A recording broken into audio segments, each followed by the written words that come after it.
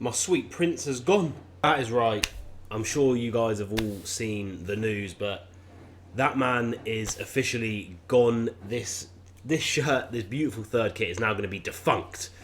And I'm going to hang it on the wall in the spare room as part of the backdrop because he is no longer an Aston Villa player. We have sold Jhon Duran to Al-NASSR, Cristiano Ronaldo's club in the Saudi Arabian League, for, and this is the rather disappointing part of this whole video, 77 million euros, which is about 62 to 65 million pounds. So we're going to be talking about that transfer today, talking about what it means for the club and also what it means for our transfers going forward. Now, let's not forget it is the 30th of January as I film this video, and we are going to be needing at least an attacker, I think, to replace Jhon Duran before the transfer window closes, which officially is tomorrow, although there's a little bit of leeway out until about the 3rd of February for clubs to get deals over the line.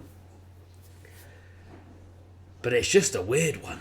Also, yes, I'm in my living room because my missus is working, so I've been demoted. That's why we're on the sofa, and I'm in my running top, not a Villa top, sorry. So it's been a bit of a roller coaster couple of weeks, right? We weren't selling Jhon Duran, apparently. We wanted to keep him. We've rejected 2 or 3 bids from West Ham already in this winter transfer window. And then we came out and we were being really strong. We're not accepting bids for less than £80 million. That's the magic offer. If the bids are equal to or more than 80 million, perhaps we'll listen. What happened? Because this bid, the initial upfront free fee, is around 60 million, which is only 3 million more than the 57 million we rejected from West Ham. So what's changed? Is it because this bid's come from the Saudi League, so we know he's not going to be playing against us for at least 2 years, because he has to stay there now for at least 2 years to ensure that none of that moolah that he's making gets taxed, which is why players don't just come straight back from the Saudi League as well. I did see a video explaining it. If I can find that, I'll link it in the description below. I think it was someone like Aaron Lennon or someone weird like that talking about it in regards to Ivan Toney. But that leaves Villa with a bit of a depth problem, I would say. I'm not going to be able to do it live because I'm going to have to lean forward like that and expose them on my awful hair that is not thinning. But I'll put on the screen my little sort of tactical board that I use, right? And we could technically survive without another attacker coming in. So if we look at the general rule of you want 2 players in each position. Now, let's not forget that Emi Buendia has also left Villa on loan to go to Bayer Leverkusen. It means that up front, as a striker, we have OLLIE Watkins, and then I know he plays as a number 10, but to an extent you have Rodgers, and to an extent you have Donyell Malen as well. So 2 to 3 positions covering that position. But this is where it starts to get a little bit tricky, because you drop in to that second striker or number 10 role. You have Yuri Tielemans and then Morgan Rodgers. Now, Tielemans is having to be used further back at the moment due to other injuries elsewhere. So already you're starting to see somewhat of a depth issue. Now, we have tried John McGinn in that position as well, and he's just come back from injury. So we'll chuck him in there as well. But as you'll see, it isn't that simple, because then we move out to the left-hand side. Now, we have Jacob Ramsey, who yesterday I thought was fantastic against Celtic. I thought he was back to the Jacob Ramsey of old. He was taking his man on. He was beating players. He looked quick. He looked strong. 2 fantastic assists as well for Rodgers and Watkins. And he looks like he might be starting to solidify that slot out on the left-hand side. Now, the backup for the left-hand side is Rodgers again. So that's the 3rd position that we're putting him in. And it's John McGinn again. So that's the 2nd position that you have John McGinn in. And again, McGinn is another player that's having to play a little bit further back in this team at the moment, just due to other injuries that we have. So that's slightly worrying. And then we move out to the right-hand side. You have Leon Bailey and Donyell Malen. Not as worried about that. Obviously, Malen could be being used as a number 9/split striker replacement / second option. Leon Bailey had a very, very good second half. But that position out on the right-hand side, I'm not as worried about. But you can see a lot of overlapping in the other positions. And for a club that is, heading into the last 16 of the Champions League, wow, also, that's amazing. We're still in the FA Cup 4th round tie against Tottenham coming up in about 11 days. I think it's the 10th of February. And then Also, you know, we are struggling to get into those like European promotion places in the Premier League, and that's always Unai Emery's number one objective. At the start of every season, he says the number one objective is the 38 games you have to play in the Premier League. Now, we have, 10, 12, 14 or so, 15, 16 games left. We're currently 8th or 9th, I can't remember, I'll throw the table up on the screen. We're a little bit off of it in terms of our performances, in terms of our points. And the teams around us are really, really good. So the demand, yes, we've negated a lot of that demand now. By finishing top 8 in the Champions League, we've avoided an extra 2 games. That's huge for the club. And it might not sound like a lot, but it's 2 games. One of them inevitably would have probably likely been a plane trip abroad into somewhere in Europe. You know, it could have been Germany, France, Spain. You know, it could have even been a little bit further afield due to the sort of expanded format of this season's Champions League. So it wouldn't have been ideal. The travel, the 2 legs, the stress of having those legs. So that's really, really good. But I still think we need to sign players. And should we have even sold Duran? You know, should we have even sold Duran? I'll pop his foot mob up on the screen. The best goals per 90 in the Premier League this season. A fantastic goal scorer. We all know that. 21 years of age. Apparently Emery really wanted to build a team around him, but you look at the amount of minutes that he's played this season. I think it was around 500 in the league, 500 to 600.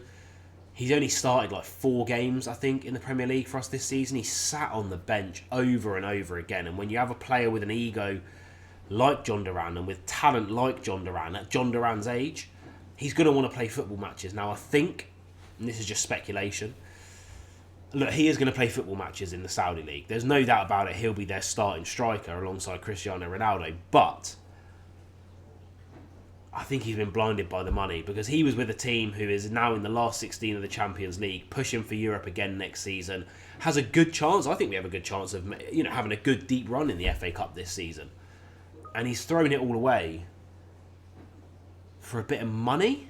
Now, I've seen a lot of people have started to question, rightfully or wrongly, Monchi, right? Because we've sold Diego Carlos, Jhon Duran this winter. We've also sold Jayden Philogene Badace as well. We've let Louis Barry go back out on loan. We've loaned out Joe Gauchi. And all we've got in at the moment is Malum, who, you know, good signing, fair enough. The fee was all right. It was equivalent, if not a little bit less than Jayden. And then Garcia. Now that is looking like a good signing, because Matty Cash pulled up injured in the first half of that Celtic game, and it nearly threw our entire game.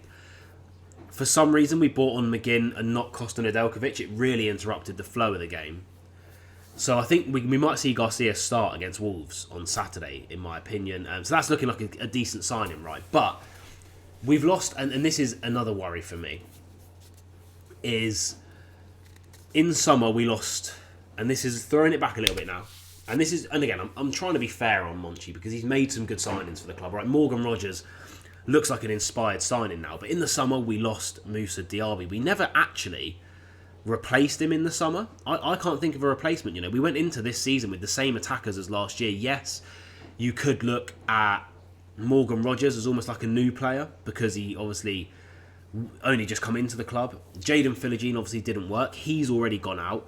So we've lost Diaby, who was one of our most influential attackers last season. We've now lost Jhon Duran, who's been one of our... I think he was probably one of our most influential attackers this season, right? You look at the amount of points that man has got us from the bench this season, coming off, scoring the goals. I mean, I got this after the magical... And this is right, I'm going to frame it. Not frame it, put it and hang it up as part of my backdrop.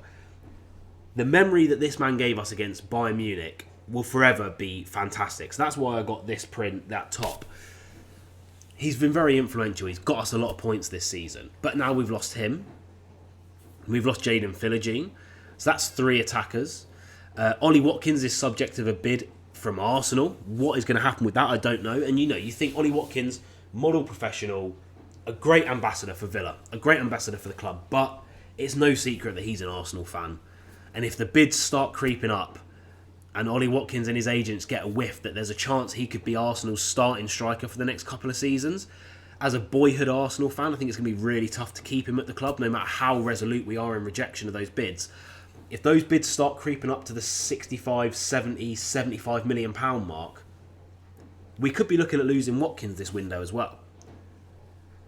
You can't deny a player if they want to go, and you can't deny that kind of money. Now, the replacements that have been battered around, João Felix, I'll scroll through his foot mob on the screen right now, hasn't really worked out for him at Chelsea, hasn't really worked out for him in his career, probably for the last 3 to 4 seasons. But Unai Emery, a long-term admirer of Felix and what he can do. Aston Villa have been locked in conversations for the last 2 or 3 days, it seems, with Felix, trying to get him to the club. Constantly we're getting tweets about us negotiating with Chelsea. Now, part of that is Axel Disasi, but part of it is João Felix. Now, Emery believes he can get the best out of João Felix. He believes that he can be the man to get him to that golden boy status, right? I'm pretty sure he won the golden boy award with Benfica, or maybe in his first season with Atletico Madrid. He was tipped for big things, but it never happened.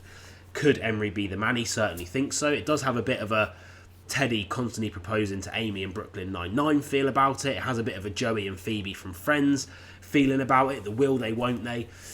I don't know. But I don't think that João Felix alone is enough to fill the void that has been created by Duran, because Duran is a number 9 out-and-out goal scorer. We're also interested in Matthias Tell from Bayern Munich. That might be a loan. Again, he's a winger, not a striker, and doesn't have a fantastic goal record overall in his career. Only 19 years of age.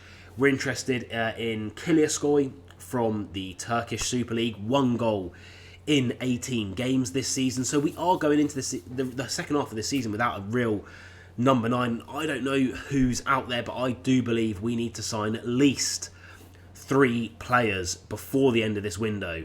Otherwise, we could really be looking at this window, the sale of Jhon Duran, the possibility of losing Watkins, or Watkins even just being unsettled for the rest of the season. And we could be in big, big trouble.